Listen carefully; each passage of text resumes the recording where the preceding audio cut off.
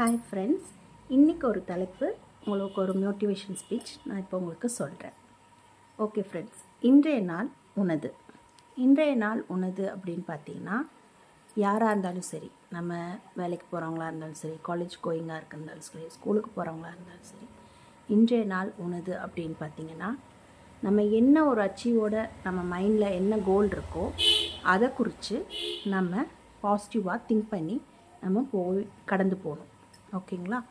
இன்றைய நாள் உனது அப்படின்னா, இப்போ நீங்கள் ஆஃபீஸ் போகிறீங்க, அங்கேனால ஏதோ ஒன்று உங்களுக்கு ஃபேஸ் பண்ண வேண்டியது இருக்குது. பட் அந்த ஃபேஸ் பண்ணுற விஷயத்த நம்ம ஒரு ப்ரிப்பேர்டாக போய் நமக்கு என்ன தோணுதோ, நம்ம மனசில் என்ன படுதோ அதை வெளிப்படையாக அவங்கக்கிட்ட பேசி பொறுமையாக நம்ம அவங்கக்கிட்ட சொல்லும் போது அவங்களுக்கு அது கிளாரிஃபிகேஷன் ஆகும்.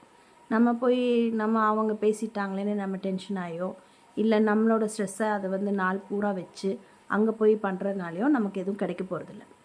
நம்ம என்ன பண்ணோம், இன்றைக்கி நாள் நம்ம மனசில் என்ன ஓடுது, நம்ம மைண்டில் என்ன இருக்குது, அதை யோசித்து நம்ம கடைப்பிடிச்சோம்னா நம்மளுக்கு என்றைக்குமே வெற்றி நிச்சயம்.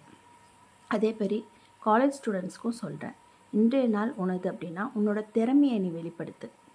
உன்னோட படிப்பு உனக்கு தோணுதோ, உன்னோட என்ன எக்ஸ்ட்ரா கரிக்குலர்ஸ் இருக்கோ, இல்லை உன்னோட படிப்பு இவ்வளோ தான் வருது அப்படின்னா நீ அதை நினச்சி ஃபீல் பண்ணாதீங்க.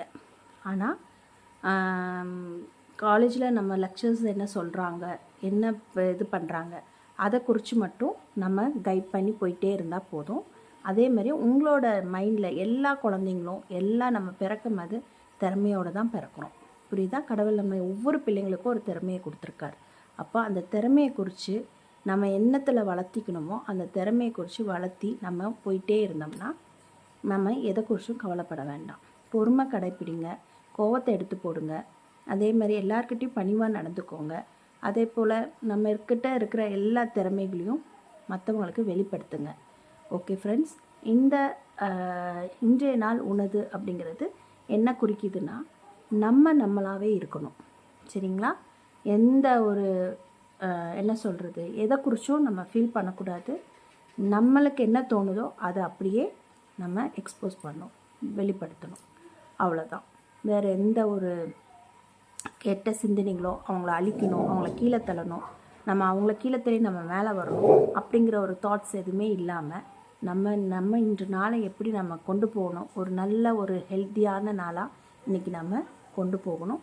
அதே மாதிரி நம்ம எப்படி இருக்கோம், நம்ம கேரக்டர் வைஸு எது தப்பு எது நல்லது அப்படிங்கிறத ஆராய்ஞ்சு தப்பானதெல்லாம் நம்ம வெளியே தூக்கி போட்டுட்டு நல்லதை நம்ம மனசுலையும் மைண்ட்லையும் எடுத்துக்கிட்டு நம்ம கடைப்பிடிச்சோம்னா என்றைக்குமே, இன்றைக்கிட்டு இல்லை எல்லா நாளுமே நமக்கு நம்மளோட நாளாக தான் அமையும். ஓகே ஃப்ரெண்ட்ஸ், இது உங்களுக்கு இந்த மோட்டிவேஷன் ஸ்பீச் உங்களுக்கு பிடிச்சிருந்துச்சுன்னா என்னோட சேனலை லைக் பண்ணுங்கள், ஷேர் பண்ணுங்கள், பெல் பட்டனில் கிளிக் பண்ணுங்கள். அதே போல் ஏதாவது என் மேலே மிஸ்டேக்ஸ் இருந்துச்சுனாலும் நீங்கள் எனக்கு கமெண்ட் பண்ணுங்கள். ஓகே ஃப்ரெண்ட்ஸ், உங்களுக்கு பிடிச்சிருக்கும்னு நினைக்கிறேன். நாளைக்கு ஒரு மோட்டிவேஷன் ஸ்பீச்சோடு உங்களை நான் சந்திக்கிறேன். பாய், தேங்க்யூ.